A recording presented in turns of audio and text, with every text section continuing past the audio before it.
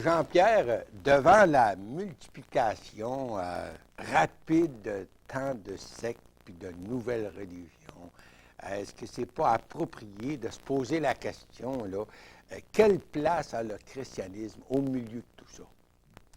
Bien, Gaston, en réalité, la réponse, on peut dire qu'elle est fort simple. Si Jésus est vraiment ce qu'il a dit qu'il était, alors c'est simple, toutes les sectes et toutes les nouvelles religions font fausse route et sont dans l'erreur. Jésus n'a jamais dit que toutes les religions étaient bonnes, comme ont tendance à le penser la plupart de nos contemporains. Au contraire, Jésus a dit qu'il n'y avait qu'un seul chemin qui conduit à Dieu et qu'il était lui-même ce chemin. Regardons ensemble ce verset de l'Évangile selon Jean, au chapitre 14 et au verset 6, où Jésus déclare formellement, lorsqu'il dit ici, il dit « Je suis le chemin, la vérité et la vie. Nul ne vient au Père que par moi. » Jésus dit « Je suis le chemin, la vérité et la vie. Nul ne vient au Père que par moi. » Jésus n'a pas dit qu'il montrait le chemin, qu'il était un exemple, ou il n'a pas dit non plus qu'il était un des nombreux chemins. Il a dit « Je suis le chemin ».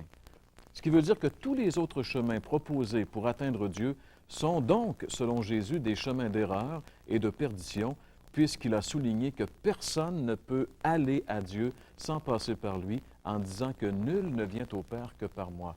Il me semble en tout cas qu'un verset comme celui-là est assez clair pour nous démontrer qu'à part Jésus, il n'y a pas de chemin. Jean-Pierre, comment tu peux expliquer à ce moment-là qu'il y a tant de sectes et puis tant d'idées qui sont propagées, puis tous et chacun prétend avoir la vérité, là?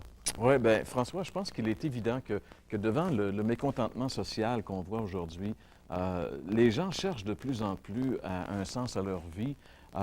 Il y a le phénomène de la dépersonnalisation également avec ce qu'on vit aujourd'hui. Il y a la peur de l'avenir également devant tout ce qu'on vit. Il y a les changements climatiques, les bouleversements climatiques, les bouleversements dans le monde économique. Il n'y a plus de sécurité d'emploi, il n'y a plus de sécurité nulle part. Alors les gens ont peur de l'avenir. Tout ça, c'est des éléments qui font que l'homme est à la recherche de réponses sur le sens de sa vie. Puis en plus, on peut dire que l'homme, il est par nature essentiellement un être religieux et qu'il cherche à trouver une religion ou encore une spiritualité qui corresponde vraiment à ses désirs. Et c'est pour ça que justement, étant donné qu'il y a beaucoup d'individus qui vivent sur la Terre, il y a aussi beaucoup de choix pour les individus. Donc, il y a une multitude de religions et aussi une multitude de sectes. Mais il n'y a rien de nouveau sous le soleil à ce sujet-là, puisqu'il y a 2000 ans, Jésus lui-même mettait en garde ses auditeurs contre ce phénomène. L'évangéliste Matthieu, dans son évangile, nous a justement rapporté les paroles que Jésus prononçait aux gens qui l'écoutaient il y a 2000 ans. Et regardons ensemble qu'est-ce que Jésus disait à ces gens. Il leur disait « Gardez-vous des faux prophètes. Ils viennent à vous en vêtements de brebis, mais au-dedans, ce sont des loups ravisseurs. » Jésus ici appelle ces gens-là, il les appelle des faux prophètes.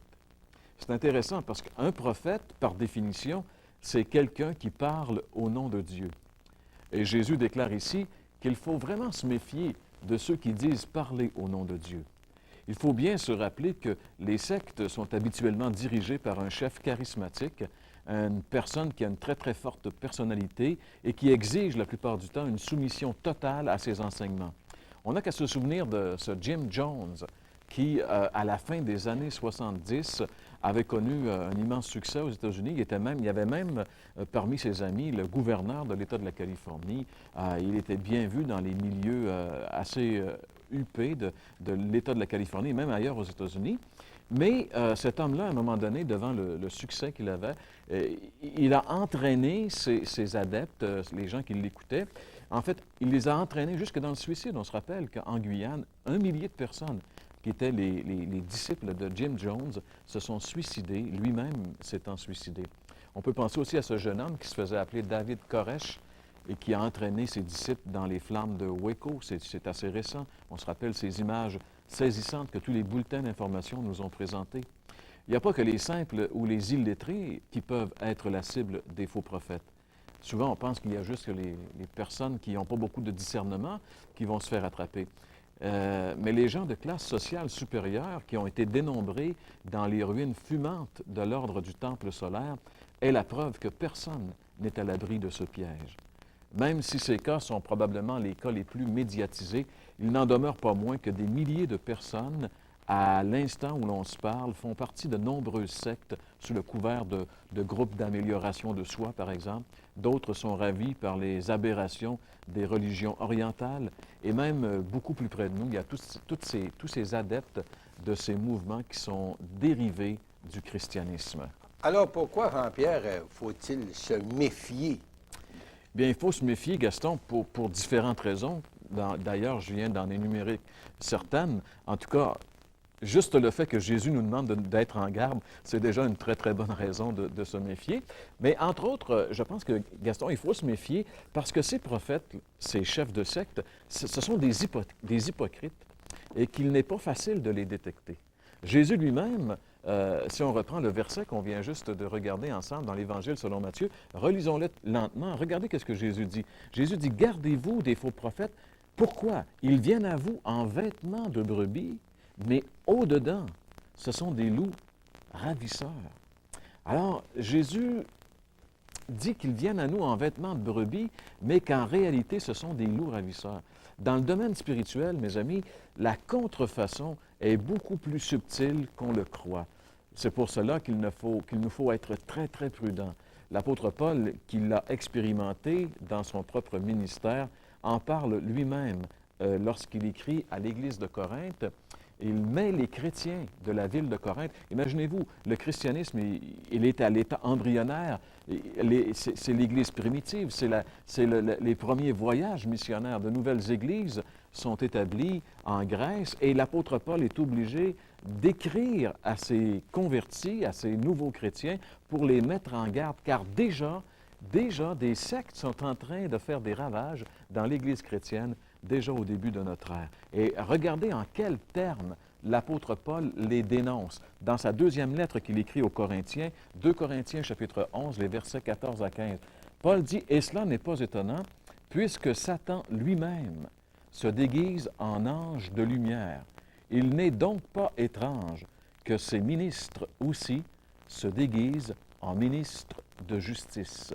Leur fin sera selon leurs œuvres. » Ce que l'apôtre Paul dit ici, c'est essentiellement ce que Jésus disait à son époque, quelques années auparavant. Jésus disait, « Prenez garde aux faux prophètes, car ils viennent à vous en vêtements de brebis, mais à l'intérieur, ce sont des loups ravisseurs. » L'apôtre Paul dit que le diable, Satan, se déguise en ange de lumière. Et il est séduisant et les gens ne font pas la différence. Dans le domaine spirituel, mes amis, il ne faut pas toujours croire ce que nos yeux voient. Il est préférable de tester soigneusement les choses et les personnes, comme d'ailleurs nous le recommande l'apôtre Jean dans sa première lettre. Déjà même, alors l'apôtre Jean, qui, on le sait, parmi les apôtres, est celui qui a vécu le plus longtemps, alors qu'il était assez âgé, qui avait vu couler pas mal d'eau sous les ponts, mettait en garde les chrétiens devant toute cette armée de prédicateurs qui naissaient et qui attiraient les gens à droite et à gauche. Et écoutez le conseil qu'il nous donne. Dans sa première lettre, 1 Jean, chapitre 4 et le verset 1, l'apôtre Jean nous dit ceci. « Bien-aimés, n'ajoutez pas foi à tout esprit, mais éprouvez les esprits pour savoir s'ils sont de Dieu, car plusieurs faux prophètes sont venus dans le monde. » À nouveau ici, nous voyons cette mise en garde qui nous est faite par Jésus lui-même, par l'apôtre Paul, également par l'apôtre Jean. Ça veut donc dire que les faux prophètes, c'est une menace qui est véritable. Mais Jean-Pierre, y a-t-il d'autres raisons qui devraient nous inciter là, à prendre garde aux faux prophètes puis à toutes ces sectes là, qui se présentent aujourd'hui à nos portes surtout? Oui, c'est vrai. Il y a plusieurs raisons qui devraient nous inciter à prendre garde. Il y en a certainement des nombreuses, mais je pense qu'il y en a une en particulier, Gaston, qu'on peut souligner. C'est que Dieu nous tient personnellement responsables des choix qu'on fait. Voyez-vous, au jour du jugement, si, par exemple, on a été séduit par un chef de secte et qu'on s'est laissé guider par lui, qu'il nous a amenés vers la perdition, ben, on ne pourra pas plaider, par exemple, le transfert de responsabilité sur le dos de ce chef-là. On ne pourra pas dire, bon, ben, je l'ai suivi, alors je ne suis pas responsable. Non, Dieu va nous tenir responsables des choix que nous avons faits dans le domaine spirituel. Et si nous avons fait une erreur fatale, eh bien, nous allons être obligé d'absorber les conséquences. Un jour, Jésus, justement, à ce sujet, a déclaré quelque chose qui est assez clair et qui devrait nous faire réfléchir très sérieusement. Encore une fois, si on revient dans l'Évangile selon Matthieu, au chapitre 15 et au verset 14, Jésus nous dit ceci. Il dit « Laissez-les », parlant justement des faux prophètes, des faux docteurs, il dit « Ce sont des aveugles qui conduisent des aveugles. Si un aveugle conduit un aveugle, ils tomberont tous deux dans une fosse. » Jésus nous rappelle ici un phénomène important. Si un aveugle conduit un autre aveugle, tous les deux vont tomber dans la fosse. Et lorsque Jésus a prononcé ces paroles, il s'adressait d'une manière particulière aux dirigeants religieux d'Israël. Alors voyez-vous, les sectes, ce n'est pas juste des sectes mineures qui sont dans l'erreur. Même les grands courants religieux, s'ils ne sont pas conformes à la vérité, sont dans l'erreur et attirent les gens dans l'erreur. Et encore là, chaque personne sera tenue responsable de son choix. C'est pourquoi on doit vraiment prendre au sérieux le salut de notre âme. Dieu nous tient personnellement responsables de la décision qui détermine notre éternité.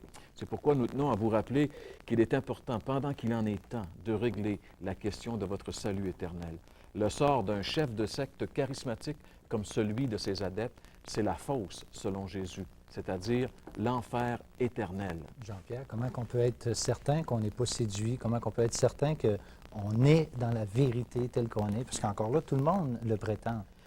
Oui, François, ça c'est une bonne question. Et justement, dans l'introduction de notre émission, on a parlé de ce que les banques américaines font en collaboration avec le FBI aux États-Unis pour justement former les membres qui travaillent chez eux afin de bien détecter la fausse monnaie. Je pense que la première chose à faire, c'est de vérifier nos croyances à la lumière de la parole infaillible de Dieu, la révélation même de Dieu, la Bible. Vous savez, aujourd'hui, tout le monde peut avoir une Bible.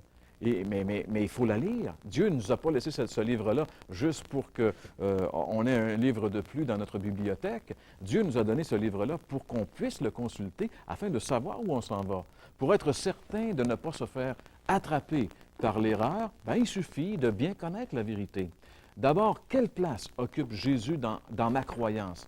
La Bible déclare formellement et à plusieurs reprises que Jésus doit en tout et partout avoir la première place. Il est le seul chef et la seule tête de l'Église qui est son corps. Dans l'épître, justement, que l'apôtre Paul écrit aux chrétiens qui étaient dans la ville de Colosse, il leur rappelle cette grande vérité qu'il est bon de se rappeler nous aussi. Colossiens, chapitre 1 et le verset 18, nous dit ceci concernant la particularité de Jésus. Il est dit: il est la tête du corps de l'Église. Il est le commencement, le premier-né d'entre les morts, afin d'être en tout le premier.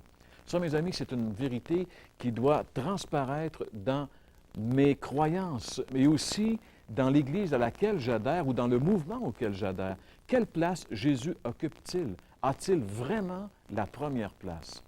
Ça, c'est très important. Ça, déjà, au départ, si, par exemple, il y a quelqu'un qui prend la place de Jésus ou qui prend plus de place que Jésus, eh bien, déjà là, mes amis, c'est suspect. Déjà, il y a une petite cloche qui sonne et qui devrait nous faire réfléchir sérieusement.